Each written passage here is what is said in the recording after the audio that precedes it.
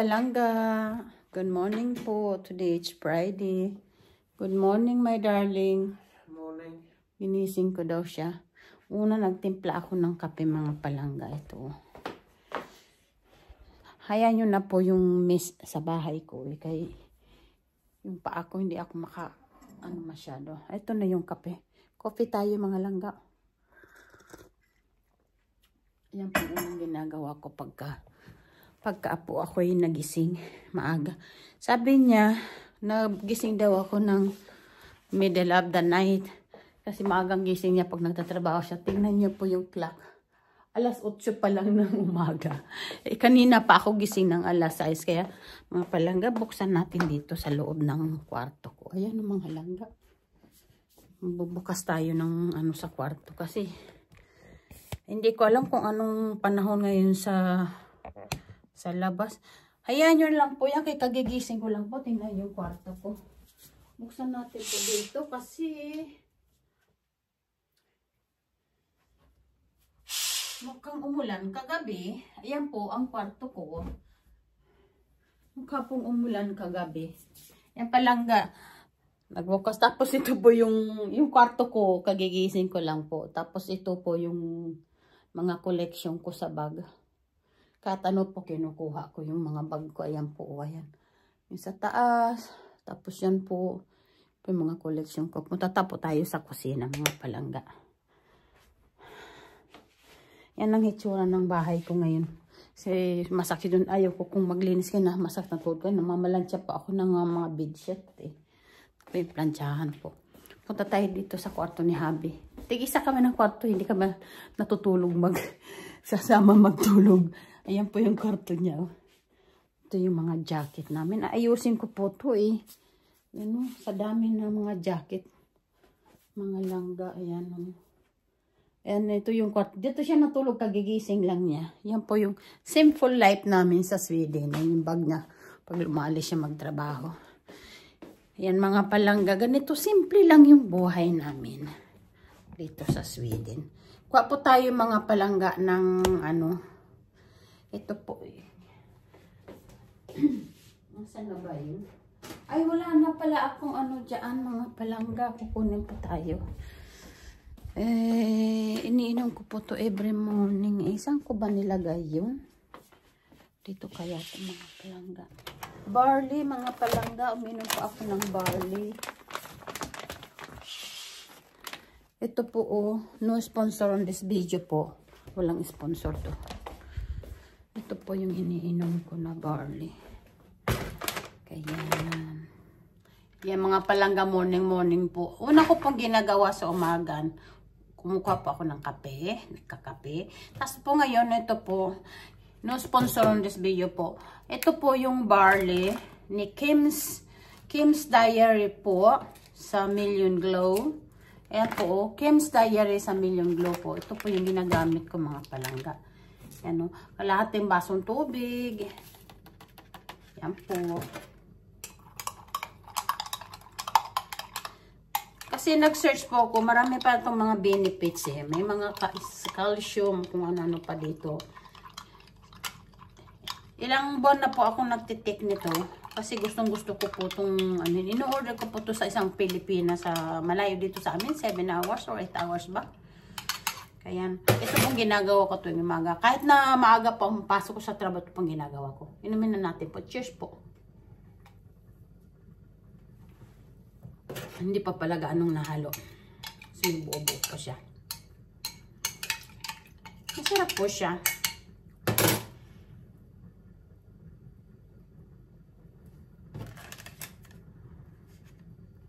Kalahating basong tubig, isang sachet.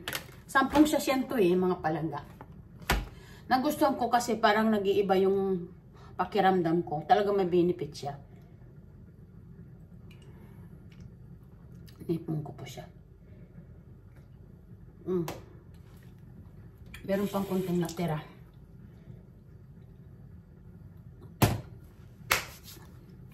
Kaya yun po mga palangga yung natin. Ang sarap niya. Just, siyam na lang siya kaya 10 siya Ngayon naghihintay po ako palangga ng kanin. Nagluluto ako sa rice cooker. Kasi po, Gusto ko mag-fried rice today. Yung mga palangga, yan po yung ating routine sa umaga. Ngayon kasi hindi ako papasok dahil sick leave na ako eh. Kaya no, naghihintay siya ng breakfast. Yung breakfast niya tinapay. Minsan kasi nagtitinapay ako, minsan hindi. Hintay ako ng kanin, mag-fried rice ako. Kaya mga palangga sa iyo, may breakfast po. Mag-breakfast tayo mamaya.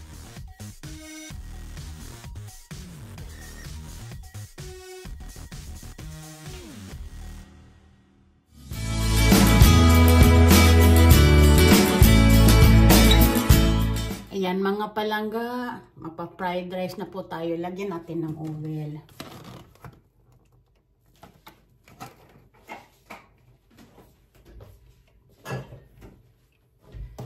Tapos mga langga, lagay natin ng bawang. Ito po is yung sa fried egg. Ito po ang nilalagay ko, yung butter nila. Pa-fried egg tayo. Ako lang naman kasing kakain ng fried rice eh. Kaya okay na to. Ang tagal mga ano nito eh. Piprito natin yung itlog dito. Ito po para sa fried rice natin sa almusal. Yan po. Tagal naman ito maano. Yan po mga palangga yung breakfast natin for today. Habang ano, nagluluto tayo ng itlog ay lagyan na natin ng mga ano, mga spices. Tapos yung salt. Tapos parati ako naglalagay ng lemon pepper po kasi nasasarapan ako dyan. Kaya yan po. Tagal nitong ano natin. Ito na po yung itlog. Tapos ito yung fried rice. Ano pa bang ilalagay natin dyan sa ano?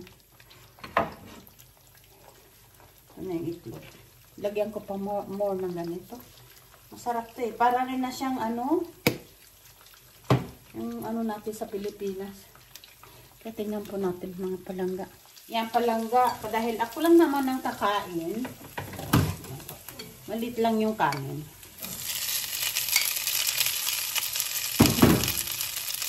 Lulok na rin. Ipa-fry natin.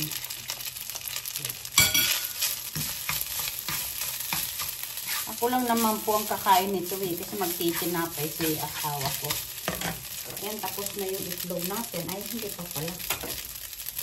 Yan, lagyan na natin ng spices. Tapos,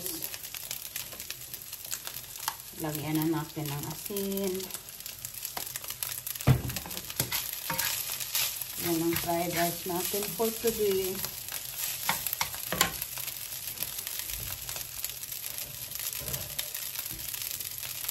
Ilalagyan ko po ito ng soy sauce. Yung pampalasa. Ano po eh, tayo na, ano na yan. Yan ang nilalagay ko po dyan. Pampalasa siya. Ang itlog natin ay tapos na. Tapos nagsa pa tayo ng itlog. Yan. Lagyan natin ng salt. Lagyan natin ng spices pa. Ano talaga yung ano, yung lemon pepper ko. So, gusto ko yung malasa kasi siya eh. Yan. Ito lang yung ano natin. Simple lang na breakfast. Ganyan lang po ang breakfast natin. Tapos may itlog siya. Kaya ito talaga po, pampalasa talaga siya. Ayan. Tingnan natin kung si Kano kakain ng ano, si Robot. Kain ng fried rice. Ang hirap ano ng itlog. Yan mga langga, matatapos na po yan. Ito mga palangga, gumagawa po ako ng fresh juice sa asawa ko kasi diabetic po siya. Diabetes po siya. Ayan po. Lalagay ko para uminom siya ng ano niya. Para sa high blood niya.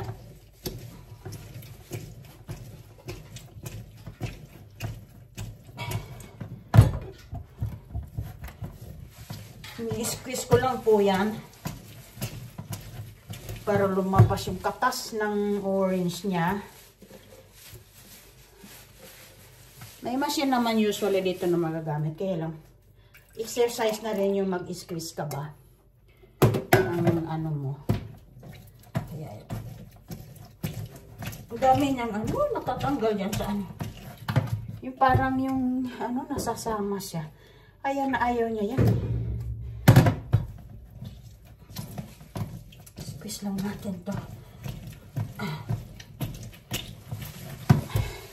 Nasasama, madami nasasama man. Yan po mga langka. Ayan. Hindi may juice na siya. Lagyan yan lang ng ice. Ayan mga palangga. Fresh juice. Lagyan na lang yan ng ice. Yan. Yan po yung juice natin. Kaya yun.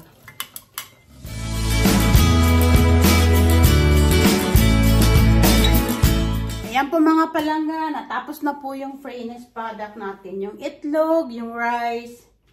Ayan po. Tapos siya naman, tinapay. Pinagtatawanan niya ako. Kaya mga palangga, kain tayo. Happy breakfast. Ito yung aking mango yuzu. Sa kanya fresh yung mango niya. Wala nang laman, no? Hindi nakapamalingki. Kasi pareho kami dalawa is high blood. Kailangan namin uminom ng medisina. Ito naman, nagawa po ako ng chocolate. Hot milk with chocolate. Yan po kinakain ko. Minsan lang naman ako mag-fried rice eh. Yan o. Ang chocolate. Yan ang life sa Europe. Wala siyang pasok ngayon. Umuwi kasi siya ng Thursday ng hapon. Friday, Saturday, Sunday, wala siyang pasok. Monday na naman ang alis niya. Kaya po. Yan, nagpe-breakfast kami. Kasi ngayon, hindi ako nagtrabaho dahil nga sick leave ako. Kaya nag-breakfast kami kasama. Pag usually may trabaho ako, hindi kami nagsasamang kumain ng umaga. Kung pumi na lang kung ako ay magtrabaho ng panggabi. Ayan, ang daming bawang. Sarap nito. Yan lang. Namimiss ka ang longganisa sa Pilipinas, kaya lang di ako marunong gumawa ng longganisa. Makikita ko sa TikTok kung paano ba yung longganisa eh. Longganisa. Ito lang. Kaya po, and ketchup. Unan daw niya ako ng ketchup. Gusto mong bumili ng ketchup na pang Pilipinas, ang mahal dito. Gusto mong bumili ng Pilipin na ano, ang mahal. Kaya, magtitiis ka na lang sa ano. Kasi ang presyo nila is, hindi lang doble. 4 na beses pa yung presyo nila. Kaya yan po, Panginoon, nagtsatsaga tayo. Yung kamuti nga dito na tatanim mo na lang sa garden eh. Sa labas ng bahay eh. Pero pa dito, ang mahal-mahal. Kaya gusto mong bumili ng kamuti eh. Minsan lang sa isang taon. Ayan mga langga, breakfast tayo, happy breakfast. Siya kasi, satisfied na yung kanyang ano, ayan yung ano niya, yung panglagay niya sa tinapay, tapos ito yung parang sausage niya. Yan lang, wala man lang gulay. Ganyan ang breakfast namin, simple lang. Kasi dito sa Europe, kahit anong makain mo pag mabusog ka, okay lang yun. Tapos, kung lalabas man kami kakain sa labas, syempre, another different story naman yun. Eh, syempre, pag nasa labas, kakain ka ng masarap. Kasi dito mga tao, trabaho sila ng trabaho. Kami rin ako, kami trabaho ng trabaho. Kaya pag wala kaming pasok, gusto namin mag-out, magsaya-saya, ayun. Tapos pag in-upload mo yun sa TikTok o sa YouTube, yung mga pamilya mo sa Pilipinas, akala nagpapakasaya ka dito sa ibang bansa dahil nga masarap ang kinakain mo. Hindi nila alam, ang lifestyle dito iba. Sa Pilipinas, iba. Araw-araw pwede kang magkaraoke, araw-araw pwede kang mag-inom ng beer, araw-araw pwede kang magsaya-saya doon. Dito walang ganun yun eh. Dito, sa weekdays, kailangan magtrabaho ka kasi kailangan mo magbayad ng mga bills mo. Pag weekend, kung wala ka man pasok, kagaya ko nagtrabaho sa healthcare, kaya may pasok ako ng weekend. Kaya pag wala kami pasok dalawa, lumalabas kami nagsasaya. Kaya pag in-upload ko yun, yung family mo sa Pilipinas, kala na, ang bongga ni ate doon, ang bongga ni tita doon. Kasi hanggang sarap-sarap ng pagkain. Hindi nila alam yung lifestyle dito na kuba ka na magtrabaho, minsan ka lang lumabas dahil nga kailangan mo talaga magpakasaya. Dahil ngayon summer, okay. Pero pag winter dito, mga tao nagtatago. Ayun lang po mga langga. Kaya sana naman maintindihan yung mga nakakapanood sa Pilipinas na pamilya mo na ganyan ang lifestyle dito. Kami nga hindi nakikita niya ng weekdays, weekend lang eh. Minsan hindi pa kasi may pasok ako eh. Kaya ibang lifestyle dito, ibang lifestyle doon. Doon magsama ka ng buong araw, nakahilata, walang trabaho, okay lang. Pero dito sa Sweden, hindi po pwede yan. Siguro lahat naman sa ibang bansa eh, magpa-OFW man o may asawa kang afam, ganun din eh. Kaya yun. Yun lang po mga langga ang isinashare ko sa inyo. Hindi masarap ang nasa ibang bansa kasi ibang lifestyle mo at may trabaho ka. Pero sa pag Pilipinas ka, ako nagpapasalamat ako na nandito ko sa ibang bansa, nakakilala ko ng afam. May mga anak ako dito. Nagiging okay yung buhay ko. Pero hindi ka aasa sa afam mo na lahat ng gagawin mo, lahat ng gastos mo, lahat. Ikaw, magbabayad ka ng bills, magsishare ka rin eh. Kaya lang po ang inano ko sa inyo mga palangga dahil karamihan sa atin sa Pilipinas, pag nasa abroad ka kali nila, ang yaman-yaman mo na. Iba kasi ang lifestyle dito at saka doon. Ang value ng salapi natin dito at saka doon, iba. Kapag muwi tayo, para tayo yung mga rich people. Pero hindi nila alam, buong year ka nagtatrabaho. Ang holiday mo lang sa 1 year is 5 weeks. Yun ang patakaran dito. Kung lang kung nagtrabaho ka ng maraming araw para kukunin mo yung yung free day mo. Mga palangga, maraming salamat po sa kakapapanood. Ang dami ko ng sinermon. Sinasabi ko lang po yun na ganyan talaga ang lifestyle dito. Kaya yung mga nakakapanood itong video na to, karamihan sa mga nag-asawa ng afam ay hindi mayaman. Kaya sinasabi ko lang, ako hindi ako mayaman. Kumakayod din ako. Asawa ko kumakayod. Asawa ko 24. Hindi ko na maintindihan. Hindi na nga natutulog yan. Katabi na nga yung computer sa telepono niya. Bumaba na yung yung timbang niya dahil sa katatrabaho niya. Dahil gusto namin umalis. Mag-holiday kung saan-saan. Gusto namin para makapagpahinga. Kasi dito sa Europe, pag nag-holiday ka, ang mahal-mahal at wala ka namang kasi minsan pag tingnan mo, walang araw. Summer dito. Hindi mo alam yung araw kung uulan siya o kasi ganito dito eh. 3 months na nga lang ang summer at may araw, mawawala pa yun. Kaya sabi ko sa inyo mga langga is, maganda talaga mag-holiday sa ibang bansa. Kasi iba yung pakiramdam na nag-holiday ka sa ibang bansa at holiday mo dito. Kasi dito, stress ang tao dito pagdating ng June, July, August. Para silang mga nagmamadali, holiday daw, holiday. Stress yun. Kasi gusto nila may araw. Kasi dito talagang halos ng mga tao dito gusto nila na may pag may araw talagang ang saya-saya nila. Kasi may araw eh. Wala nang winter, wala nang ice. Pagdating ng winter tsaka may ice, ay naku, sabihin ko sa inyo mga langga, nagtatago mga tao, naka-jacket, hindi ka malang makapag nahihiya kang mag-hi kasi hindi mo alam yung tao kung ang gising niya ay hindi maganda. Sa Pilipinas, araw-araw ka mag-hi sa'yo. Ito wala talaga mga langga. Kaya ito ang lifestyle namin. Kaya kayo dyan yung mga nanood, mga palangga sa channel ko. Ito ang real talk. Ito ang buhay namin sa abroad na mga may apam. Kaya yun lang po mga palangga. Sige po, bye-bye! Thank you. Mahal, sabihin mong bye-bye daw ikaw. Bye-bye. Yung camera, kumukuha siya ng tinapay niya. Bye-bye, ayan yung kanyang tinapay. Ayan. Bread is life ng Swedish. Sabi niya sa akin, rice is life. Sabi ko, Pinay ako, rice yan eh. Gusto ko yan. Sabi ko sa kanya, potato is life din sa'yo kasi hindi ka mabubuhay na walang potato. Ako daw mabubuhay na walang rice.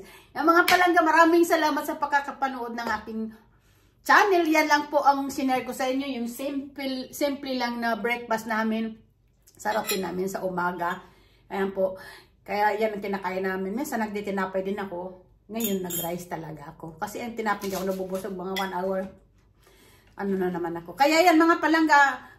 Elskling, mahal, bye-bye. Bye-bye. Thank you for watching. God bless.